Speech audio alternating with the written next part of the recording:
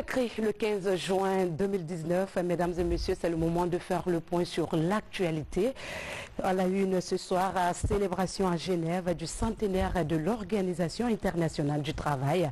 Une forte délégation guinéenne prend part aux travaux. Plusieurs questions liées à l'amélioration des conditions de travail sont évoquées. Et puis la semaine nationale d'entrepreneuriat dans le numérique a pris fin à Conakry. L'événement a mis en lumière l'intérêt des jeunes à développer des start-up en tirant profit du numérique. Jour J-6 de la Coupe d'Afrique des Nations, le Chili est arrivé en Égypte. L'équipe guinéenne est prête à défendre le tricolore national. C'est tout pour les titres, le développement dans un instant. Mesdames et messieurs, bonsoir. Très heureuse de vous retrouver pour une nouvelle page d'information. La session du centenaire de la conférence internationale du travail. La délégation guinéenne, employeurs et travailleurs des 187 pays membres de l'organisation souhaite construire l'avenir du travail que tous veulent décent. Mohamed Lamine Solano. Pour parvenir à une culture de dialogue social, nos États ont besoin d'établir des stratégies nationales fortes et efficaces avec l'appui des institutions multilatérales compétentes pour intensifier le travail qu'elles mènent à cette fin. Le ministre Komara a aussi salué la mise en place d'une commission mondiale sur l'avenir du travail. Une cinquantaine de délégués guinéens prennent part à cette conférence, gouvernement, travailleurs et employeurs, l'occasion pour le président du groupe Guico Press de porter la voix des patrons de Guinée. Mesdames et messieurs, au moment où de plus en plus de pays continuent de manifester chaque jour leur adhésion aux importantes conventions autour desquelles s'articulent nos valeurs, je pense ici plus spécifiquement à la Convention 98, qui tire sa valeur dans les principes de libre droit d'organisation, des négociations collectives. Ici à Genève, la délégation guinéenne sollicite auprès de l'OIT la promotion des actions en faveur d'un dialogue social responsable dans le pays. Le centenaire est aussi l'occasion pour la plus vieille organisation du système des Nations Unies de se fixer de nouvelles orientations. Plusieurs initiatives sont annoncées par l'OIT, mais la 108e session de la conférence internationale du travail se fixe le défi de construire l'avenir avec un travail décent pendant que le monde du travail traverse un processus de changement majeur. Toujours hors du continent, la ministre de l'Action sociale participe à la 12e session de la conférence des États partis à la Convention relative aux droits des personnes à mobilité réduite au siège des Nations Unies. La représentante de la Guinée, Adja Mariama Silla, s'engage à respecter les conventions pour bâtir une société forte et inclusive. Fatmata Samoura est notre correspondante basée à New York. À la 12e session de la conférence des États partis à la Convention relative aux droits des personnes handicapées, la ministre de l'Action sociale présente le rapport pays du handicap en Guinée. Ce rapport décrit, entre autres, les défis, les perspectives et les efforts consentis par Conakry en matière de prise en compte du handicap. Une réponse globale pour défendre et promouvoir les droits des personnes vivant avec un handicap. Depuis l'avènement de la Troisième République, sous la conduite de son Excellence, Monsieur le Président de la République, professeur Alpha Condé, des actions fortes ont été menées.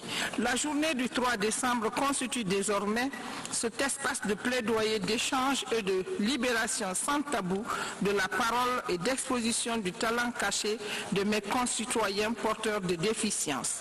L'élaboration d'une loi spécifique en faveur des personnes handicapées, unanimement approuvée par les honorables députés de l'Assemblée nationale et promulguée par le décret présidentiel, offre des garanties de protection des droits. Assurer l'inclusion des personnes handicapées dans un monde en mutation grâce à la mise en œuvre de la Convention relative aux droits des personnes handicapées est le thème de la conférence des États partis.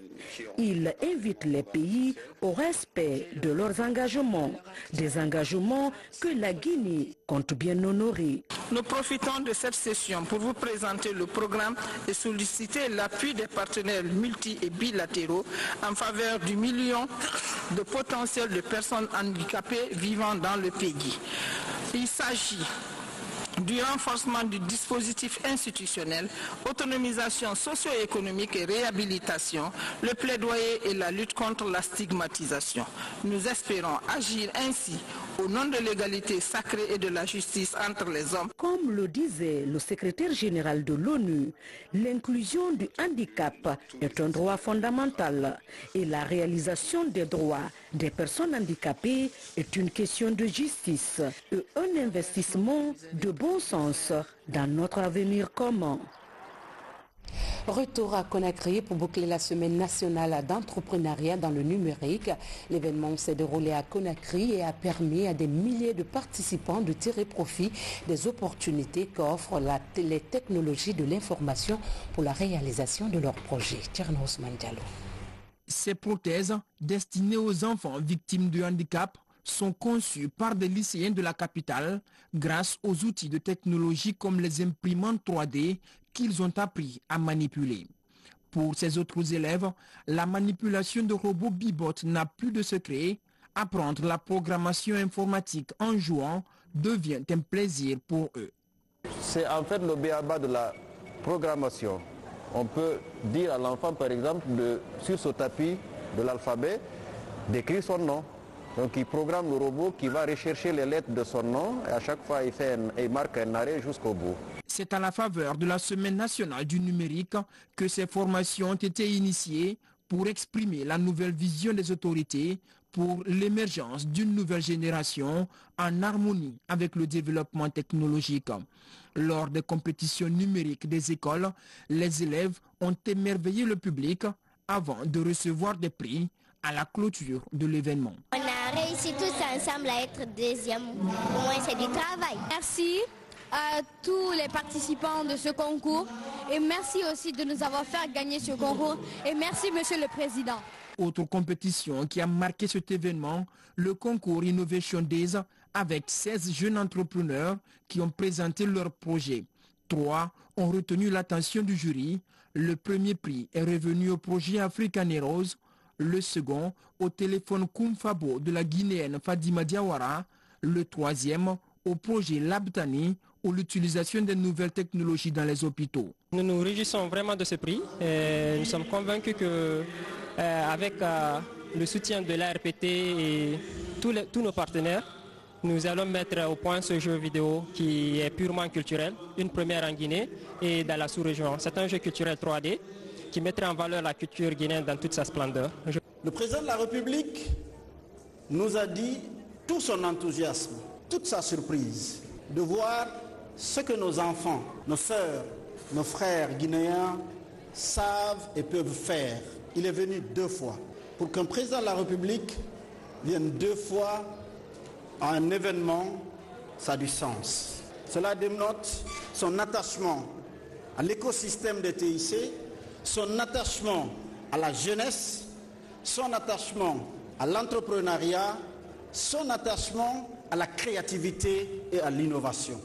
La 4e édition de la Semaine nationale de l'entrepreneuriat dans le numérique a été placée sous le thème « Notre révolution numérique ». Les lauréats de cette 4e édition vont être accompagnés par l'Agence de promotion des investissements privés afin de réaliser leurs rêves et mettre au point de véritables entreprises et contribuer à la révolution numérique guinéenne. Autre sujet d'actualité pour minimiser la mortalité maternelle et infantile, la Guinée et 7 pays d'Afrique conjuguent les efforts pour identifier les faiblesses. Ces pays s'engagent ici à promouvoir les droits liés à la santé sexuelle et reproductive en vue d'améliorer de façon significative les conditions de vie des populations, notamment les femmes et les enfants. Ça a marathon. L'Afrique est le continent où le taux de mortalité maternelle et infantile reste le plus élevé selon les données de l'OMS, Organisation mondiale de la santé. En Guinée, il se chiffre à 550 décès pour 100 000 naissances vivantes d'après les résultats des enquêtes de l'OMS des 2 dernières années. Pour réduire ces phénomènes, la Guinée et 7 autres pays d'Afrique de l'Ouest et australe mutualisent leurs efforts. La politique consiste à promouvoir les droits de la santé sexuelle et reproductive pour un changement de comportement. Il y a eu des lois qui ont été votées, mais l'application n'est pas effective. Par exemple, la loi par rapport à la santé de la reproduction, par exemple, les lois par rapport aux violences, mais les violeurs ne sont pas sanctionnés. Et donc, c'est amener la coalition à faire un plaidoyer auprès donc, des décideurs, que ce soit maintenant politique ou bien religieux, pour qu'ils puissent vraiment intervenir. Pour la Guinée, ce projet de réduction de la mortalité maternelle et infantile est porté par la coalition des organisations de la société civile pour le repositionnement de la planification familiale en Afrique et un consortium de partenaires techniques. Ces structures se chargent désormais de la vulgarisation de tous les textes de loi relatifs à la santé sexuelle et reproductive. Nous avons un rôle d'information, de sensibilisation et même de formation. Parce que l'un des objectifs aussi, c'est le renforcement des capacités des différents acteurs. Tous les acteurs, c'est-à-dire les religieux, les jeunes, que chacun joue son rôle. Participer à l'amélioration des conditions de santé des populations, surtout celles des femmes et des enfants, est désormais la mission de ces acteurs. À la même page, l'université Gamal Abdel Nasser de Conakry ouvre un nouveau département. Il s'agit du département de licence diabète, nutrition et promotion de la santé. Ce nouvel espoir va former des paramédicaux qui auront pour tâche de lutter contre le diabète. Younous Atawel Kamara, Monir Barry, reportage. C'est une rencontre d'échange entre professionnels de la santé, cadres de l'enseignement supérieur et partenaires sanitaires. Au centre des préoccupations, la problématique du diabète avec en toile de fond les actions à mener pour vaincre la maladie.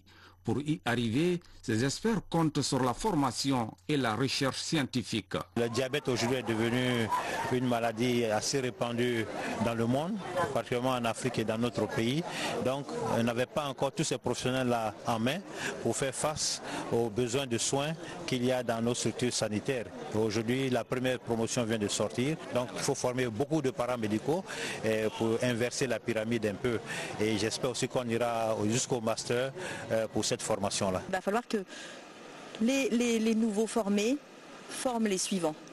Que le relais soit pris, toujours avec une formation diplômante et reconnue. Et le message pour les autorités, c'est de leur donner des vrais postes avec des vrais salaires pour fidéliser ces soignants et qu'on ne les retrouve pas partis dans d'autres domaines qui seront peut-être plus lucratifs, parce que les maladies chroniques, c'est pas ce qu'il y a de plus lucratif, ou même qu'on les retrouve dans d'autres pays. Déjà, les partenaires au développement et les professionnels du secteur de la santé se régissent de nombreuses prouesses enregistrées ces dernières années par la nouvelle faculté des sciences techniques de la santé. Désormais, la Guinée devient leader dans la formation des agents paramédicaux. Augmenter le nombre de personnels de santé qualifiés et assurer la formation continue du personnel soignant est l'un des objectifs majeurs du ministère de la Santé. J'ai donc l'espoir que l'ouverture de cette licence nous permettra de disposer progressivement des personnels qualifiés pour la gestion du diabète et les maladies non transmissibles. Nous sommes très satisfaits pour cette formation reçue. Cette formation nous montre que nous devons aller encore de l'avant. Et donc, on va aller partager notre expérience avec les gens de notre pays, la Côte d'Ivoire. À l'occasion de cette rencontre d'échange et de partage d'expériences, le ministère de la Santé a exhorté les cadres des services de santé au respect de l'éthique et de la déontologie dans l'exercice de leur profession. Comme le disent les médecins, on ne guérit pas du diabète, mais apprenons à mieux vivre avec la maladie. Du côté de Mamou, le ministre des Sports, de la Culture a visité les infrastructures réalisées par le gouvernement. Cette visite s'inscrit autour de la valeur commune pour l'aide au développement de la localité. Abdul Aziz Baldé. Situé à l'est dans la commune urbaine de Mamou, le quartier Tambassa.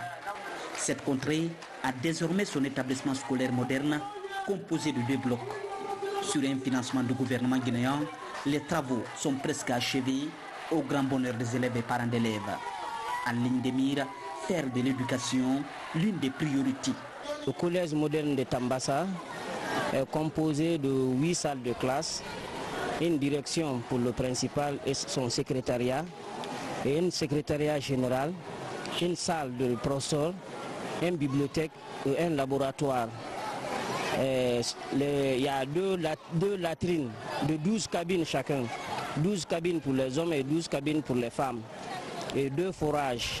Nous allons instruire le quartier, le secteur, pour que vraiment ces édifices soient vraiment bien tenus, que ça soit rendu propre, qu'il n'y ait pas vraiment du gâchis à l'intérieur et à l'extérieur de cette cour. Nous voici sur le chantier d'une unité régionale de la protection civile. Sur cet espace de 100 mètres à 75 carrés, plus de 100 personnes sont formées pour intervenir en toute urgence. Il y a 100 personnes qui sont à Mamou. Nous sommes prêts à intervenir nuit et jour. En cas de catastrophe, tremblement de terre, inondation, le feu de brousse, accident de circulation, de maladies infectieuses. Nous sommes prêts à ça. N'importe quelle heure, n'importe quel mouvement, nous sommes prêts de bondir. Le professeur Alpha Condé est un vrai bâtisseur. Parce que depuis que nous sommes dans la région de Mamou, nous ne faisons que inaugurer des points d'eau, des addictions d'eau, des écoles, des centres de santé. Cette base de sapeurs-pompiers est une illustration. Parce que cette base de Mamou doit désormais couvrir la région de Mamou, de Labé, de Farana et de Dabola pour vraiment sécuriser les populations guinéennes en cas d'incendie et en cas d'accident. À date, les travaux de cette unité de protection civile sont exécutés à plus de 95% par une entreprise locale. Cette caserne a été construite avec le soutien de l'Union européenne et de la France. Restons à l'intérieur du pays, précisément à Massanta, où séjourne une mission gouvernementale. Elle vient de visiter les travaux de réalisation de plusieurs infrastructures lancées dans cette préfecture. Le point avec Ousmane Ba. À Massanta, c'est une population en liesse qui accueille la délégation ministérielle. Oyegila-Vogui et Papa Koli Kourouma séjournent dans la cité de Massako-Evogui pour le lancement des travaux de l'ANAFIC. La commune urbaine bénéficie de plus de 2 milliards de francs guinéens, un montant qui sera investi pour réaliser des infrastructures de base. Ici, l'on procède à la pose de la première pierre pour la construction d'une nouvelle gare routière. L'événement que nous suivons aujourd'hui, c'est la première fois que de tels événements se réalisent dans une préfecture. Et encore que ça se réalise dans toutes les préfectures et dans toutes les localités sur l'initiative du chef de l'État. Le chef d'État tourne cette fois-ci face à nos communautés. Monsieur le Président de la République est un homme d'expérience, a pensé que la meilleure manière de répartir le revenu national était de passer par les collectivités locales, qui sont les représentants directs de nos populations à la base. Alors il a décidé de financer les PDL, les plans de développement local, par 15% du revenu issu de l'exportation de nos ressources minières. C'est pourquoi aujourd'hui, sur toute la République, le même événement ici est en train de se passer partout. En plus de cet ouvrage, 3 dallos seront réalisés pour faciliter la mobilité au centre-ville. Les travaux de construction d'un poste de santé sont aussi lancés à Kpaou, un district au compte de la commune urbaine. En toute sincérité, je crois que c'est le moment de développer nos différentes communautés. Si je prends l'exemple sur notre collectivité, la commune urbaine de Massanta, nous sommes au niveau du site qui est la nouvelle gare routière de Massanta, qui est très vaste. Et nous avons encore à Kpaou, nous allons construire un poste de santé. Et nous allons encore construire 3 dallos au centre-ville de Massanta. Franchement, je suis ravi à plus d'un titre. Toutes ces infrastructures seront réalisées par des entreprises locales pour un délai contractuel de 4 mois. La délégation poursuit sa mission dans les 13 communes rurales de Massanta qui vont aussi bénéficier des mêmes faveurs. Plus loin à Sigiri, les populations de cette localité ont organisé une manifestation de soutien pour une nouvelle constitution. L'initiative est de 2 mouvements de jeunesse de Sigiri. Fodé Bangal Fofana nous signe ce reportage. Dans ce stade archi-comble, avec toutes les composantes de la société, jeunes et vieux, hommes et femmes, sages. C'est une population de Sigri très enthousiaste, une population en liesse, engagée et déterminée à soutenir les actions de développement du professeur président Alpha Condé.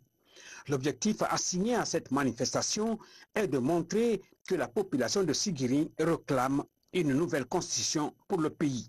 Une manifestation de reconnaissance des mérites d'un homme, le professeur président Alpha Condé. Vous avez raison et pleinement raison d'organiser ce genre de soutien au président de la République qui place Sigiri au cœur de ses préoccupations à cause de la fidélité, la bravure, la détermination, l'engagement inconditionnel et les multiples sacrifices consentis en faveur du rayonnement de notre grand parti, le RPG Arc-en-Ciel. C'est un débat citoyen. Les citoyens sont libres d'exprimer leur volonté, leur point de vue par rapport à des questions d'intérêt public. Cette manifestation puise son origine dans les convergences d'idées et d'opinions des mouvements de soutien qui, depuis belle lurette, ont mis en branle cette symbiose pour reconnaître et élucider les actions salvatrices du président de la République ici à Sigiri. Avant, on ne dormait même pas ici à cause de la poussière. Mais aujourd'hui, Dieu merci, nous sommes en paix. On quitte comme ici, comme ça, pour aller à Bouré, pour aller à la SAC, sans poussière ni rien. Donc nous sommes très fiers pour le professeur Alpha Condé et son gouvernement. Cette manifestation s'est poursuivie avec des artistes invités venus de Conakry, de Cancan et du Mali voisin, tous véhiculant des messages de paix, de quiétude sociale, d'information et de sensibilisation dans une préfecture de Sigiri unie et prospère. Revenons dans la région forestière. La préfecture de Zérékoré a connu des troubles ces derniers jours. Les autorités locales sont à pied d'œuvre pour ramener le calme et la sérénité. Des précisions avec Adjatou Bari. La paix et la quiétude sociale perturbées dans la commune urbaine de Zérékoré. Les échauffourées ont fait un mort et des blessés. Aussitôt, les victimes sont transportées aux urgences de l'hôpital régional pour des soins. Ce qu'on a reçu hier, immédiatement on a mis les surhommes, puis on les transporté au bloc pour faire le parage des plaies. Ça va un peu. Comme il est fait de médicaments avec moi, ça va. Dans les quartiers comme Gonia, les services de sécurité tentent de restaurer la paix. Les auteurs, ils ont répété, ils étaient en train maintenant d'enlever la cartouche pour recharger. Ils sont venus les prendre. La police a saisi 2 armes, la gendarmerie, une arme, plus les munitions, plus les machettes. L'autre stratégie est la sensibilisation des populations de Gonia sur la nécessité de préserver la paix et la cohésion sociale. Peul, Malinké, Guerzé, donnez-vous les mains. Vous êtes des personnes d'une même famille. S'il y a la paix ici à Gonia, c'est vous qui allez profiter mieux que quiconque. Est-ce que vous allez me promettre qu'il n'y aura plus de problème après ici? Oui. Vous avez promis? Oui. Donc vraiment on est content et chacun a promis que vraiment Zéré et Gonia va vivre comme les autres. Il n'y a plus de problème. En Gonia, tout comme les autres quartiers de la commune urbaine de Zérékoré, les esprits se calment grâce aux sensibilisations et la vie reprend son cours normal. Les cadres de la région et les autorités administratives se donnent la main afin de garantir une paix durable dans la préfecture au bénéfice de tous. Et puis restitution des travaux de l'étude sur le levé géochimique en sédiments de ruisseaux au centre-sud de la Guinée. Cette étude a été initiée par le ministère des Mines et de la Géologie et réalisée par la Direction nationale de la géologie et le projet d'appui à la gouvernance dans le secteur minier. L'objectif est d'attirer les investisseurs dans l'exploration de nouveaux gisements. Abdoulaye Diallo pour en savoir davantage. La Guinée dispose d'une cartographie géologique et géophysique sur l'ensemble du territoire national. Malheureusement, elle ne dispose pas de données géochimiques systématiques en sédiments des ruisseaux. Depuis 2017, les cadres de la Direction nationale de la géologie ont réalisé un levé géochimique régional en sédiments des ruisseaux. Dans un premier temps, le but est de détecter les anomalies susceptibles d'orienter les recherches portant sur de nouvelles minéralisations. Pour la deuxième phase, il s'agit d'appliquer la méthode géochimie sol, géophysique sol accompagné par la méthode géologique, par les tranchées, par les sondages. Tous ceux qui sont candidats pour les terres rares, pour les méthodes de base, c'est de consulter les résultats qui sont favorables et encourageants dans cette zone. Ces données concernent principalement les préfectures de Kissidougou, Guékédou et Kirouané. Pour faciliter une diversification minière, le ministre des Mines et de la Géologie promet de tout mettre en œuvre pour booster ce secteur promoteur. Je tiens à remercier chacun d'entre vous pour votre contribution à ce projet qui est une priorité pour le chef de l'État. Parce que sans diversification de la production minière, nous ne pouvons pas garantir la résilience du secteur au choc extérieur et nous ne pouvons pas garantir l'amélioration, l'accroissement significatif de la contribution du secteur au développement de la Guinée. La Guinée détient des réserves importantes de bauxite, de fer, d'or, de diamants et d'autres. Cependant, jusque-là, l'exploitation minière se limite principalement à la bauxite, à l'or et aux diamants. Selon les techniciens du secteur, les importants gisements de fer situés au sud-est de la Guinée n'ont pas été mis en valeur en raison du manque d'infrastructures de transport pour l'évacuation. Protection des têtes de source, dont celle du Niger dans la région de Farana, menacée de disparition. Le projet d'adaptation basé sur les écosystèmes vient de procéder à la protection d'une centaine de têtes de source. Au-delà de cette protection qui procure d'autres avantages, des ruches kenyanes ont été installées pour freiner la destruction des écosystèmes pendant l'extraction du miel. Mamadou Alpha Baldé, reportage. La technique est simple, mais vitale pour la protection des têtes de source. Dans la région de Farana, point de départ du fleuve Niger, plusieurs têtes de source sont aujourd'hui protégées par cette technique de mise en place de cordons pierreux. Elle est associée à la restauration des espaces dégradés aux alentours des têtes de source.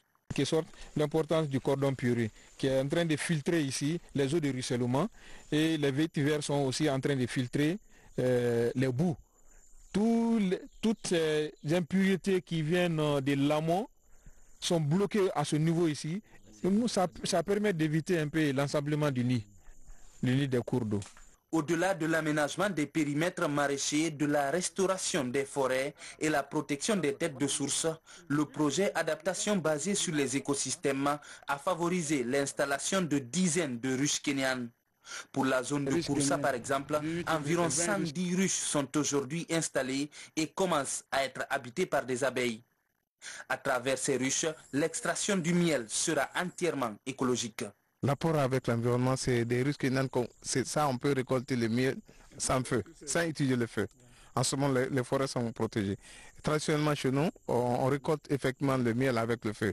Donc on va avec le feu directement, c'est ça qui provoque le plus souvent les feux de brousse et ça déborde. Dans cette forêt, d'après les informations que nous venons de recevoir, il y a au moins 20 Russes installés, il y a 18 Russes déjà qui sont habités. Dans la région de Kankan, des stations météo sont désormais réhabilitées et opérationnelles.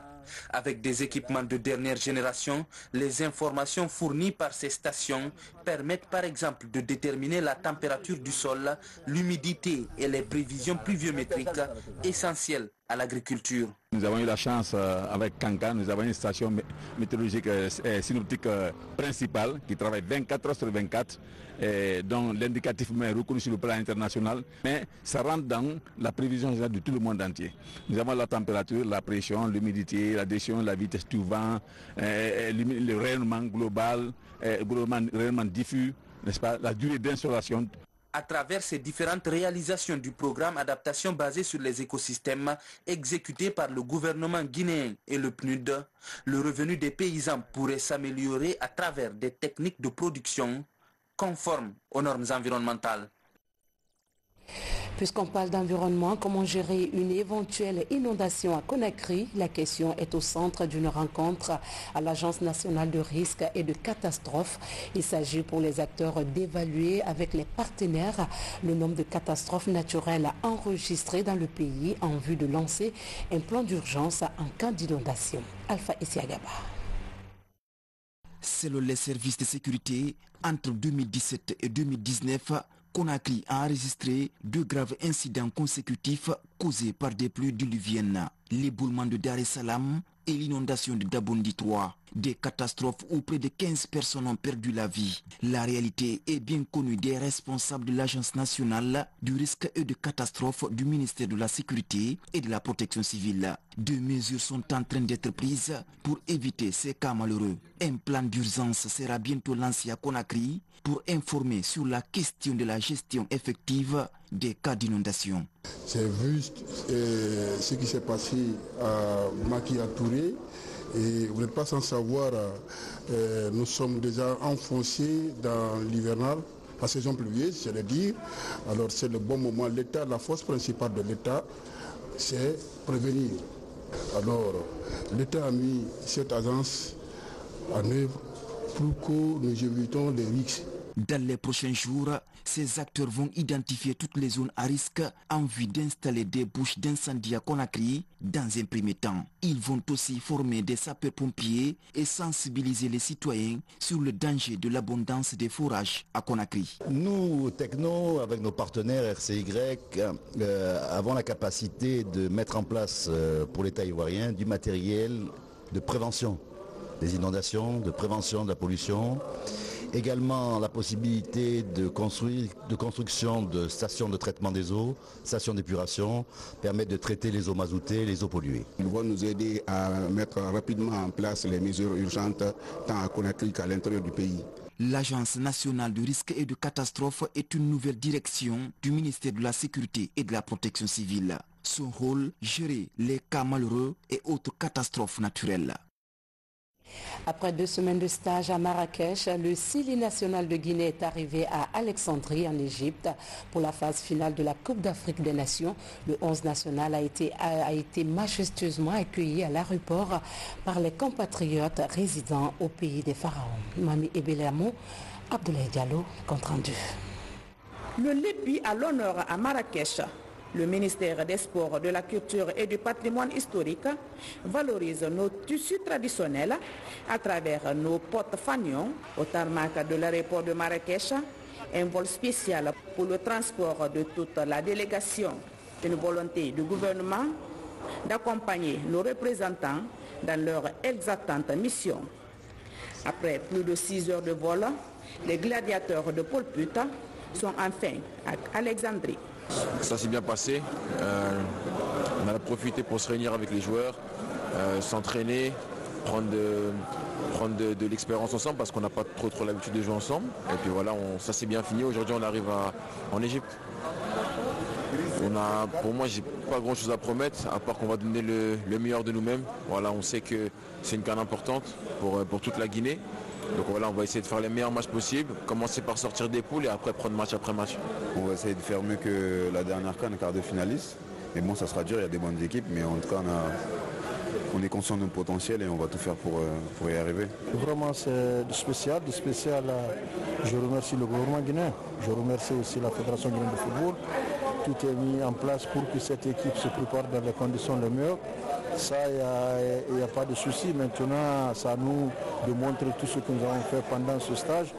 Et nous avons l'obligation d'avoir le résultat. Le résultat, nous connaissons tous l'objectif aujourd'hui du peuple de Guinée, l'objectif du gouvernement guinéen, que ce soit la fédération, c'est pour avoir un résultat positif. J'espère qu'avec cette préparation que nous avons faite au niveau de Marrakech, ça va se passer très très bien ici.